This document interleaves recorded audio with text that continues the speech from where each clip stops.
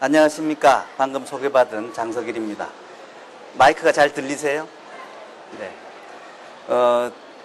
이 조선일보 그 건강박람회 저희 천식협회에서는 오늘 알레르기 질환, 천식과 아토피에 대한 강좌를 부탁을 받고 거기에 대한 스케줄을 짰습니다. 그래서 아까 조금 전에는 만성기침에 대한 강의가 있었고요.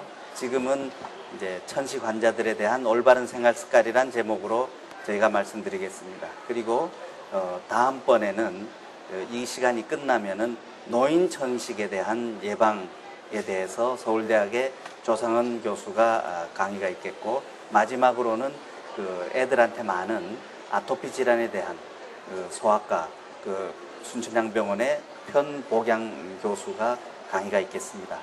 오늘 주제가 되는 것이 이제부터 여러분께 말씀 올릴 천식 환자들의 올바른 생활 습관이란 제목으로 말씀을 드리겠습니다. 여기 오신 분들 중에는 상당수가 환자분도 있으실 것이고 가족 중에 환자분도 있으셔서 아마 관심이 있기 때문에 오신 것으로 생각이 됩니다. 그래서 간략히 천식이란 병에 대한 거를 간략히 말씀을 드리고, 그 다음에 그것을 관리하기 위해서 어떤 생활에 주의가 필요한가를 중점적으로 말씀을 드리겠습니다.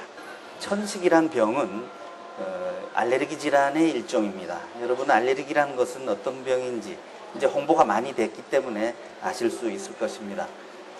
알레르기라는 것은 일반 보통 사람한테는 해를 끼치지 않는데 어떠한 특정 물질이 과민 체질인 사람한테 들어왔을 때 일정 증상을 나타내는 것을 모든 반응을 일컬어서 알레르기라고 합니다.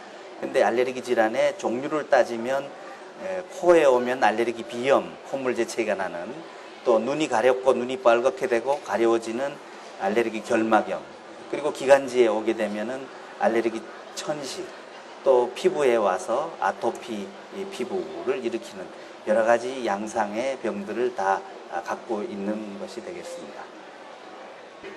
그러면은 여러분들도 잘 알고 계시지만 과연 천식이란 병이 어떤 병인가 하는 것이 되겠습니다. 천식이란 병은 그야말로 말 그대로 숨길이 좁아져서 숨이 차다 하는 것이 그 특징이 되겠는데요. 숨찬 것만 갖고 천식이라고는 할 수가 없습니다.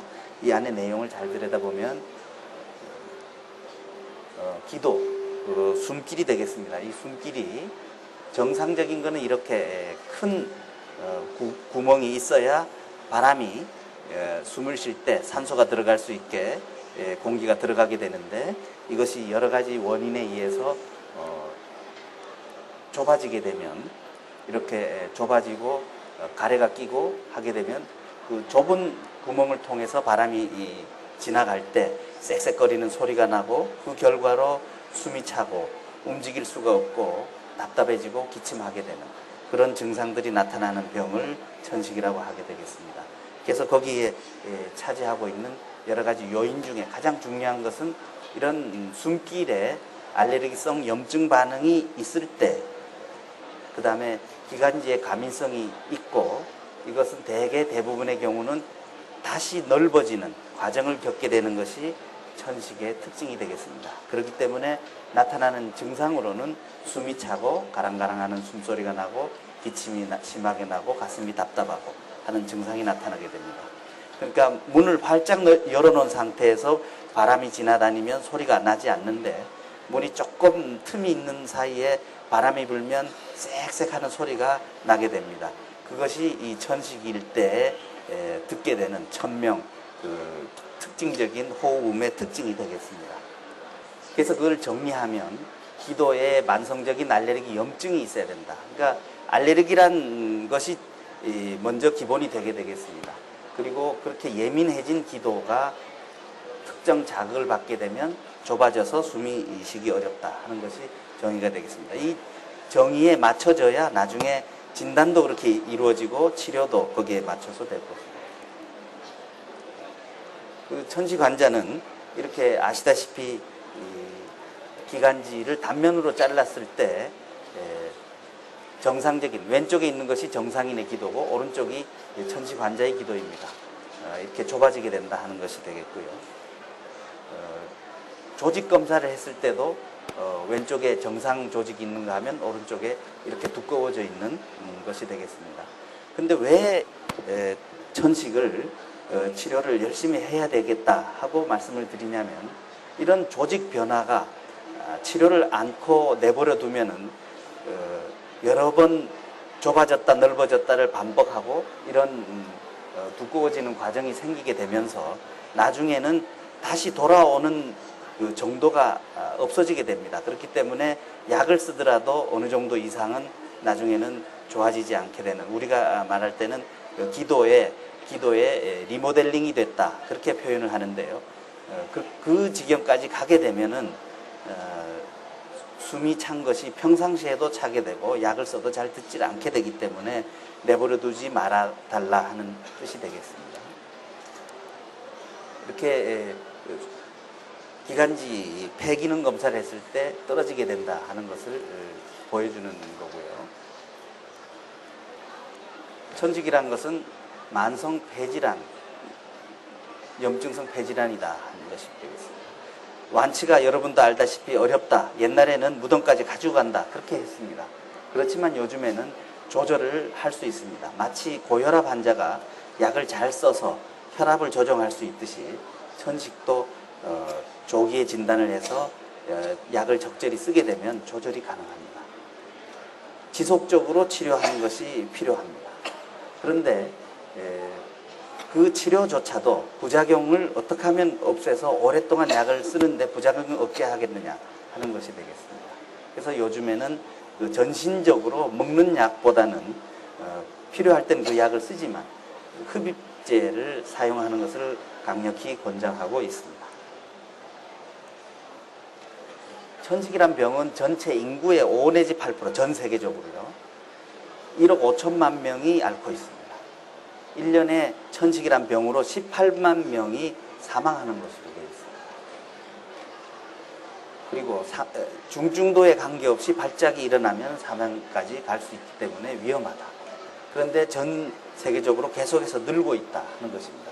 우리나라에서는 어떤가 봤더니 우리나라에도 늘고 있고 소아에서 상당히 많은 환자가 있는 것으로 되어 있고,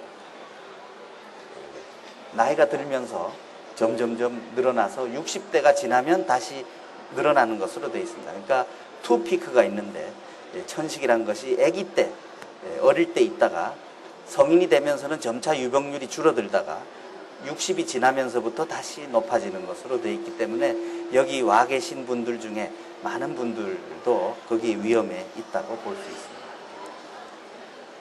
그것을 다시 보여주는 그래프인데요. 이렇게 남녀의 차이가 조금 있습니다. 60이 되기 전까지는 여자 환자들이 무슨 이유에서인지 많다, 이렇게 돼 있는데 나이가 들면서는 남자 환자들한테 많다, 이렇게 돼 있는데요. 아마도 담배나 이런 외부 영향이 있는 것으로 봐집니다. 천식의 종류는 아까 소개를 했지만 알레르기 질환이지만 외부의 원인이 특별히 있는 경우는 외인성 천식, 그리고 외부의 원인이 없는 경우에는 내인성 천식, 이렇게 나누고요. 직업적으로 이를테면은 그 자동차 만드는 공장에서 외부 도장 작업을 하는 분이거나 아니면 뭐 페인트 칠을 하시는 분이거나 또 벽지를 바르시는 분, 또 실내 인테리어의 일을 하시는 분, 다양하게 직종별로 그 직업 때문에 생기는 천식을 직업성 천식이라고 합니다. 근데 천식은 대개는 밤에 나빠지게 됩니다. 왜 밤에 나빠지냐? 천식을 혹시 알으신 분이 있을지 몰라도 대개 물어보면 천식의 중등도를 따질 때 밤에 주무실 때 누워있으면 더 숨이 차셔서 일어나 앉으신 적이 있습니까? 하는 것을 천식 진료를 받을 때 묻게 됩니다. 그것이 중등도를 가늠하는 중요한 요소가 하나 되는데요. 보통 걸어다니면 숨이 차다 하는 것은 순수 천식이라기보다는 천식이 오래돼서 내지는 폐가 늘어나서 오는 만성 폐쇄성 폐질환 때의 특징이고, 천식이라는 것은 가만히 있는데도 불구하고 숨이 차지는 발작을 일으키는 것이 천식입니다. 특히 밤에 누워 있을 때 숨이 차게 돼서 일어나 앉으면 조금 덜해진다 하는 것이 천식 환자를 진단할 때 주요한 그 물음 중에 하나입니다. 근데 밤에 왜 나빠지느냐 하는 것은 혈중 호르몬도 그때 밤에 부교감 신경이 증가되고요. 또 입으로 숨 쉬는 경우가 많고, 또 만약에 원인이 진먼지 진드기라면은 거기에 누워 있는 경우에 모포를 통해서 노출이 많이 되기 때문에 그 원인이 돼서 밤에 숨이 더 차게 됩니다. 이런 천식이라는 게 맞물려 있는 것이 물려받은 유전적인 소질이 있느냐, 환경적으로 원인이 있느냐 하는 것을 잘 따져봐야 되겠습니다. 환자 쪽에 대개는 병은 유전하지 않습니다. 여러분 중에 혹시 진료실에 부모가 자식을 같이 데리고 오는 경우가 있습니다. 알레르기 질환에 대해서 설명을 하고 유전적인 데 대해서 얘기를 하면 분명히 환자는 부모 탓을 하게 됩니다. 왜 나를 이렇게 만들어 놓으셨습니까? 하고, 또 심지어는 고부간에 오신 경우 같으면은 며느리 탓을 시어머니께서 하게 됩니다. 왜 우리 손자가 알레르기 질환이 있는 건 너 때문이 아니냐 이렇게 하게 됩니다. 일견은 맞고 일견은 틀립니다. 왜냐하면 그런 알레르기 체질에 대한 소질은 유전합니다. 그러니까 물려받고 물려주게 됩니다. 그러니까 우리 인류에 있어서 약 3분의 1 정도는 알레르기에 소질이 있는 과민 체질, 아토피 체질입니다. 여러분 중에서도 약 3분의 1 정도는 병이 없다 하더라도 체질적인 소질을 갖추고 있습니다. 그러나 질병이 나타나는 것은 또 조금 다른 것입니다. 그러니까 쉽게 말씀을 드리면 알레르기 천식을 갖고 있는 엄마가 아기를 낳았는데 이 병이 그대로 유전이 되느냐 하는 것은 결론을 말씀드리면 병은 유전이 되지 않는다. 다만 그 엄마의 바탕, 알레르기를 일으킬 수 있는 과민 체질은 물려가는 경향이 높다 하기 때문에 분리해서 생각을 해야 됩니다. 체질은 물려줄 수 있지만 병은 바로 가지 않는다 하는 거죠. 그리고 우리나라의 산업화 그리고 환경이 변화되면서 급격히 이런 알레르기 질환이 늘었습니다. 우리 어르신들이 옛날 사실 때는 그런 천식이란 병이 있긴 있었지만 지금처럼 많지 않았습니다. 아토피 피부가 아기가 고생하는 것도 많지 않았습니다. 실제 통계로 볼 때요. 근데 왜 이렇게 늘었느냐 하는 겁니다. 그 늘어나는 것은 그 산업화 되면서 우리 주거 환경이 바뀌게 됐습니다. 알레르기 하는 입장에서 볼 때, 천식 하는 입장에서 볼 때 가장 좋은 주거 환경은 우리의 옛날 재래식 집입니다. 얇은 창호지가 달린 문과 창과 그리고 온돌의 환경일 것 같으면 온돌이면은 물 걸레질 하면 깨끗하게 되고 환기가 하루에도 8번 이상 자연히 환기가 되는 우리 주거 환경은 알레르기 질환에 있어서는 가장 좋은 환경이었습니다. 그러나 다들 아파트로 이사 가시고 요즘 서구식 건물을 지었습니다. 서구식 건물의 특징은 공기를 안 통하게 하고 열 효율을 올리고 밀폐시키는 쪽의 건물이 되겠습니다. 그러면 그 안에 진먼지 진드기가 서식을 더 많이 하고 우리한테 영향을 주는 것이 많아지게 되겠죠. 원인 물질은 아까 잠깐 말씀을 드렸지만 가장 흔한 것은 진먼지 진드기가 되겠습니다. 집안의 먼지 속에 사는 진드기가 되고요.